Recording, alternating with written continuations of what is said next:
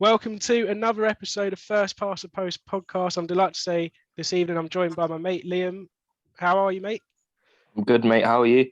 Yeah, all good. Obviously, we've not had an episode out for the last few weeks. We've been busy. Obviously, you with your work commitments, been busy working. I've just finished uni as well, so it's been a bit of a busy period. So hopefully we'll be back now with more episodes and more guests as well. And talking of guests, we've got a good mate of ours on tonight, John, otherwise known as Hawley Boy 11 on Twitter. John, how are you, mate? Yes, I'm very well. Thank you so much for having me on. Really looking forward to this. Yeah, brilliant. We can't wait as well. It'd be good to speak to you about your love for racing as well, and obviously we'll go through a few selections for the weekend's racing. We've decided to pick out the grouped races that come from the Curragh, Haydock, and York this Saturday coming up. So we'll have those, and obviously we'll all pick out a nap as well for the Saturday too. So yeah, we'll get straight into it then. So John, tell us, like, obviously, how did you get into racing, and what was your sort of earliest memory of the sport? Like most people I've spoke to, it's always seems to be like a family member took us to the races. That's always like a sort of starting point. I was actually working at the races. I'm from Newcastle, as most people have probably gathered by the accent. My granddad actually used to work at the stalls. So you'd like pay him to go through the turnstiles at Newcastle.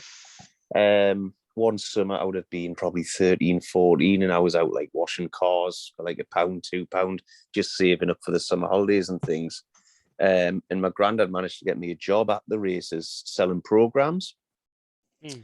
And I just loved the atmosphere, like the smell of the burger vans, all the people like hustling, bustling, getting their bets on, having a drink. It was a lovely hot day. I'm standing selling programs, £1 a shot. I just loved the atmosphere of it all. And then the next time I went, because at the end of your shift, you sort of hand your kitty in and hand back the programs you didn't sell. So you'd have like a big box of 200 programs, say. I would hand back like there's 10 left that I didn't sell. So there should be £190 in your kitty. Sometimes they would count it and they'd say, oh, there's only 180 there, but that's fine. That's not bad. I'm like, what do you mean that's not bad? I've lost you a tenner. I'm thinking, how the hell have I done that?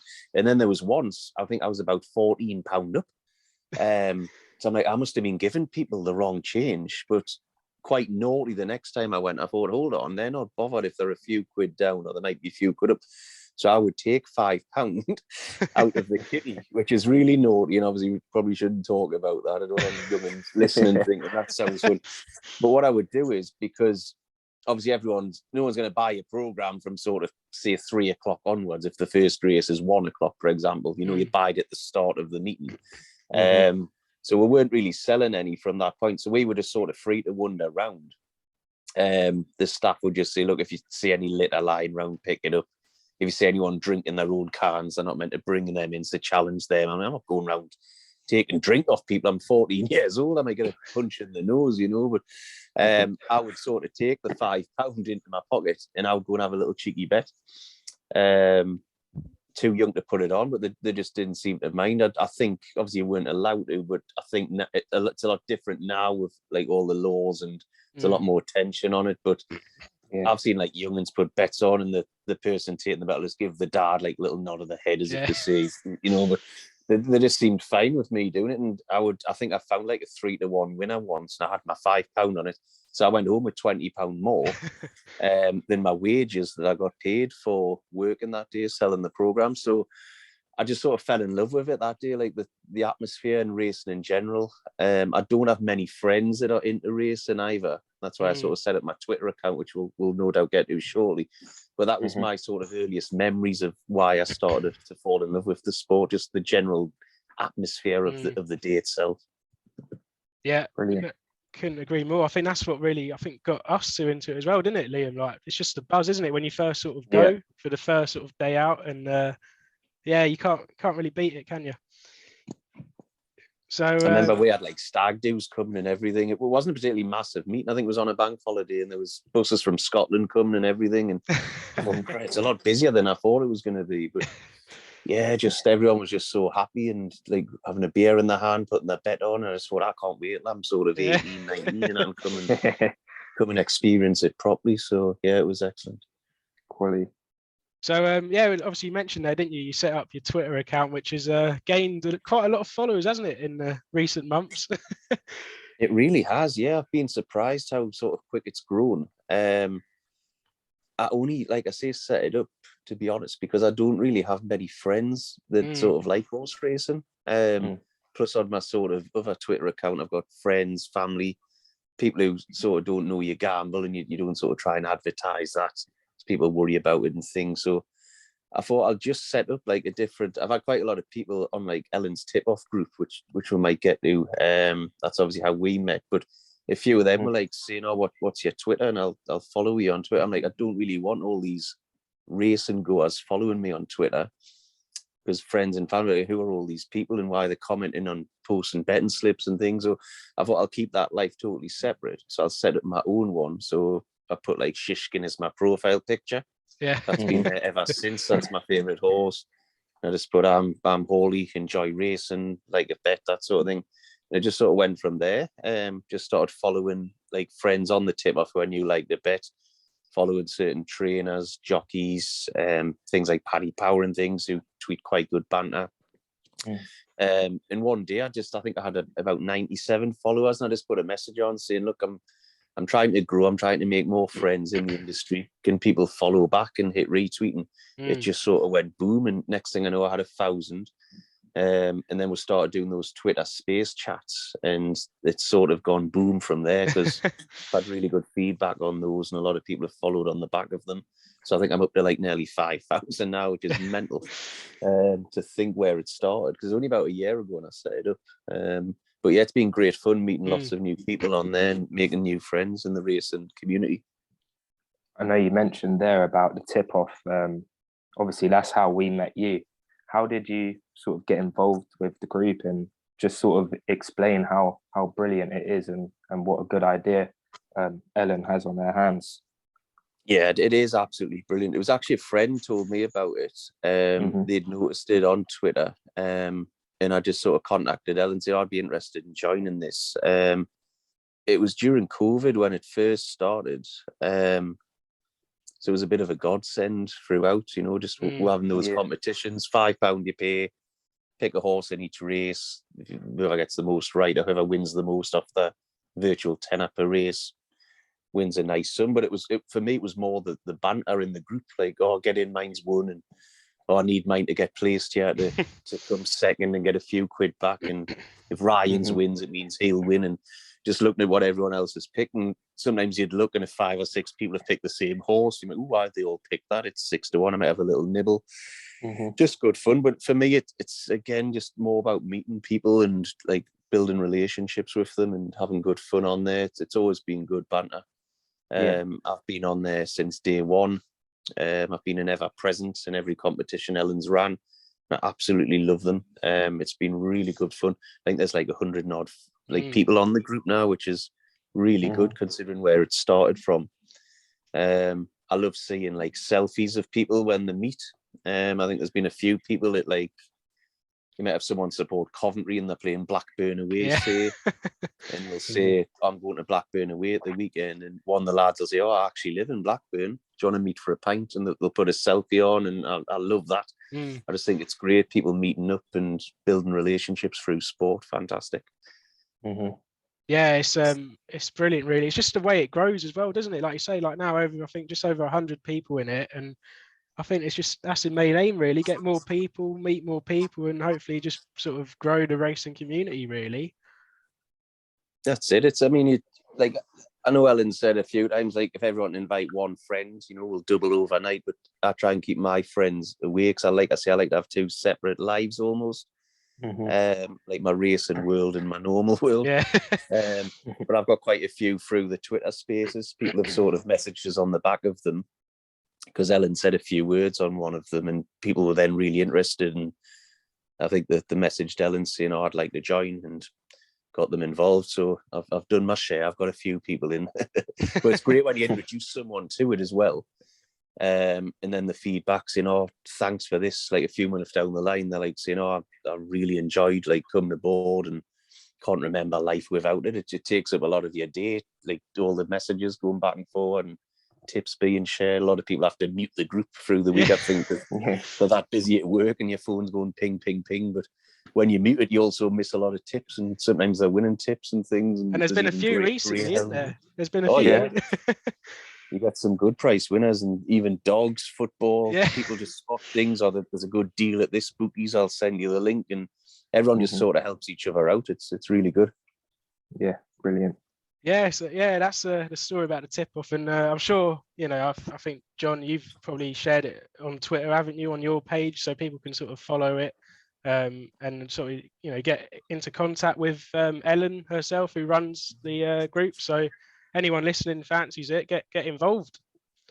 Oh yeah, absolutely. That was why we mentioned it on the space chats I did. We sort of used that as a bit of a platform to help promote it, and there was a lot of people I think did get in touch afterwards. So yeah, Brilliant. no, brilliant. So yeah, all good that. So we'll get into just quickly before we go into our selections. Shall we just touch on Baid? What are your thoughts, boys? What are your thoughts? I mean, is he the best since Frankel, like people were saying? I think he is. To be fair, he looks a monster, and I don't see there's anything out there to beat him at the moment, to be honest. Yeah, it's a big statement to say it's the best since Frankel, but name a better one. Yeah, that's the thing. I can't think of one off the top of my head, to be honest. I think just the way he sort of, I mean, it was sort of a guarantee that he was going to win, but it was so impressive though, again, wasn't it, last weekend? And I think he clocked up decent speeds in the final couple furlongs as well. So, I mean, you just see him going and getting even better now, can't you, really? I mean, he's just such a serious animal. Yeah, that was my worry. They were good horses as well that he beat with. That was my worry with him going from a 3-year-old to a 4-year-old, but he's obviously trained on, and like you said, it was his seasonal debut, so he's only going to get better from that run. It's frightening to think where he could be a couple months down the line, really. Yeah, it looked like he had another gear as well. I felt if needed, like he had them off the bridle quite early, and I just thought these are good horses as well. Some of these are Group 1 winners, and like you say, had he trained on was the only real concern. I remember Pinatubu, two Dawn Hot horses like that looked unbeaten at 2, and then they go to 3, and they just haven't kicked on. I mean, they still went on to win Group 1s, but Baid could retire unbeaten like Frankel did. The way it's looking, it's going to take some stopping, that's for sure. Yeah, very exciting. So yeah, shall we get into our selections then for the weekend? Liam, do you want to start off, and then we'll go in Liam, John, and then I'll go and just go like that. It'll be be good. So Liam, kick us off with the first one from the Curragh. All right, the 2:10 at Curragh, I've gone for Tough Talk. He's a course and distance winner here on his debut for Joe Lyons and Colin Keane. Joe Lyons is operating at a 25% strike rate over the last 14 days. I know Aidan O'Brien's got a few runners in this race. He's got Blackbeard as well. He looks very strong. He's gone 2 from 2, but he's yet to run over the distance. So I'm going to stick by the favourite at 7-4 here. Yeah, that's the one I've jotted down as well. Actually, Tough Talk. It looks a very open race. I think Maymar is the only horse in the race that hasn't won a race. And Goodson haven't had many starts between them as well. There's obviously some good form in there. And Blackbeard for Ridemore. If O'Brien's got the right jockeys on the right horses, we often say that with O'Brien, don't we? Where Ridemore suddenly there's a lesser jockey, if you like, will win at a bigger price. You see that quite a bit, as if it's like a trap almost at times. But you would expect Blackbeard will be his main hope of winning that race, and obviously Ridemore is aboard. But I'm a big fan of Colin Keane as well. I think Colin Keane's an excellent jockey, and I think Tough Talk will be tough to beat, so to speak.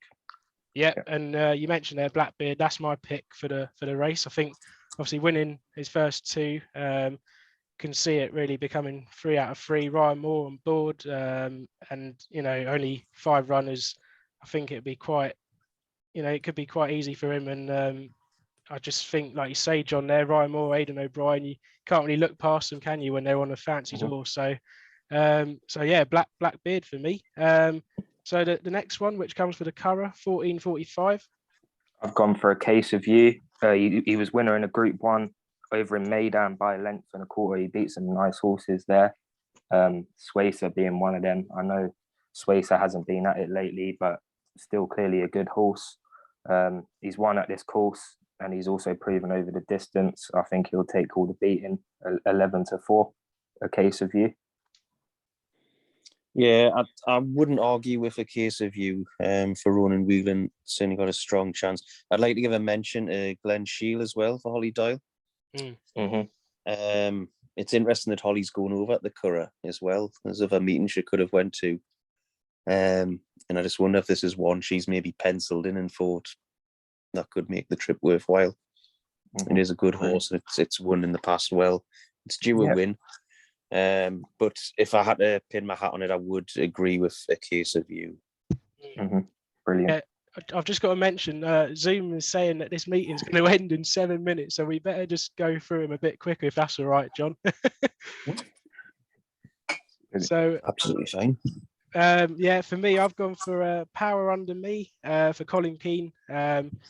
Deserved his course and distance listed win at the end of last season. And in Group 3s, he came second over at Nace, and he was third in a Group 2 event at this venue as well. So he's got the course form and won last time out. And I think Colin Keane on board, it looks quite a decent prospect, and be fancying the horse to go for 2 out of 2. So Power Under Me for the 2:45 at the Curragh. The next race, the 3:10 at Haydock, I've gone for Flaming Rib. He was an impressive sprinter last season. Wasn't at his best on seasonal reappearance when he came last in the Greenham Stakes. He followed that up by winning impressively in a Class 3 at Chester earlier this month. I think 7-1 is great value. Yeah, that could be a very good each way shout as well if you like backing each way. I've penciled in Go Bears Go. Yeah. That would be my nap for that race. I like Rossa Ryan, been riding well. I think that could be a big danger. Yeah. Moving on to the 3:10 at Haydock, isn't it? Yeah, we're on that now, mate. Yeah. I've gone for El Caballo, progressive colt, and it actually completed a 5-timer in the 3-year-old all-weather championships at Newcastle 5 weeks ago, pulling clear, won really well, and I think he's sort of a leading player with that form back on turf as well. So El Caballo going for another win. So that's my selection. The 3:20 at Curragh, Irish 2,000 guineas. I don't think there's much to say about it, really. I think Native Trail should win quite easily. He's obviously head and shoulders above the rest of the field. I'd be shocked if he didn't win, but yeah, I won't be having a bet in this race, to be honest. Yeah, Native Trail for me too. I might look at a winning distance potentially, although I don't like doing those bets. I've mentioned on my spaces in the past, it's sometimes a little bit like back in Man City -2. Yeah. And they go 2-0 up really early and think, this is going to be 5-6-0, but they just pass the ball around for fun and don't get that third goal and you're screaming at the telly. Yeah. Sometimes a horse can be miles clear and just ease off and they've won as easy as you like, but it doesn't end up being as far as you need because they haven't sort of pushed it as hard as they need to. So I might swerve that market. Rexford Native is a horse, if you're looking for a bit more value at 12s, I might even do without the favourite. Might get about 7-2 without. Yeah, and that's a market I tend to explore. But if you're asking me for the winner of the race, it's got to be Native Trail. 100%. Yeah, with you boys on that. Moving on to the 3:30 at York, I've gone Believe in Love. She's got the best form in the race on paper, having finished second by a short neck in a Group 1 at Longchamp last October, the day before the Arc. She hasn't shown much since then, but if she shows her ability on the day, fancy her to win it at 5-2. Yeah, good chance. I do like Silence Please in the 3:30. Rob Hornby's on board for Andrew Balding. That's the one I've picked out. Yeah, brilliant. I'm with you with that, John. I think it's got a great chance. So Silence Please for me also. And moving on to the last race, 3:45 at Haydock. Liam. I've gone for Last Crusader. He won impressively last time out at York in his first start over 5 furlongs on good ground. He should get the same ground again. He's also stepping up in grade, but I think he could be a big player. 12 to 1's a good each way price. I've gone for Twilight Calls for Adam Kirby. I get about 5 to 1 at the moment. It's a horse I've had in my tracker for a while. It's won for me when I haven't expected it to. It's lost for me when I fancied it. It's just one I'm going to sort of stick with. But Kirby's been on fire, so it'd be daft to abandon it with him on board. Funny you should say that, John. I've had that horse in my tracker and it's done exactly the same thing to me, and I've gone for that as well. So, so yeah, I fancy it. And I think Winter Power might potentially need the run coming back, but that's a very smart filly there for Tim Easterby. So it could be tough to beat if she's on song. So yeah, there are selections for the group races. So Liam, do you want to take us through your nap? I'll just quickly power through this. 235 Haydock, Mighty Ulysses. He's a winner of 2 of his 3 starts, won impressively on both occasions. His only loss came when stepping up in trip. He runs off of top weight and it's his handicap debut. But Benoit de la Sayette will be riding and he's got a £5 claim as well. So I've gone for Eddie's Boy in the 1503 at Musselburgh. Won on debut impressively. I think it could be the real deal for Archie Watson with Paul Morellon on board. Superb. I've gone for in the 2 o'clock at Haydock, Bandinelli. James Doyle takes the ride for Charlie Appleby. Really impressive sort who's won its last 2 races. Won quite well at Kempton, I remember, and sort of has every chance of going in again with Doyle back on board with the rest of the horses in the race at bigger prices. So 11 to 4 currently you can get for Bandinelli, and I think he's a great great price really at that price, to be fair, and I think he'll get the job done. So 2 o'clock at Haydock for me. So we've got less than a minute left. So John, thank you very much for coming on, chatting to us this evening and going through our selections as well. So I hope you enjoyed it. Yeah, absolutely. I've been a regular listener and I know you've had some legends on, so I'm in good company. But I've really enjoyed coming on. There's actually a few guests I've interviewed, as you know, on my spaces, like the likes of Sam Martin, Josh Myers. I'm sure they'd be interested if you need guests. Yeah, if you want to have a chat about them as well. So excellent stuff. Yeah, so thank you everyone for listening, and be sure to check us out on our socials at FPTP Podcasts and subscribe to us on YouTube, and we'll be back hopefully very soon. So thank you everyone for listening, and cheers, John, again.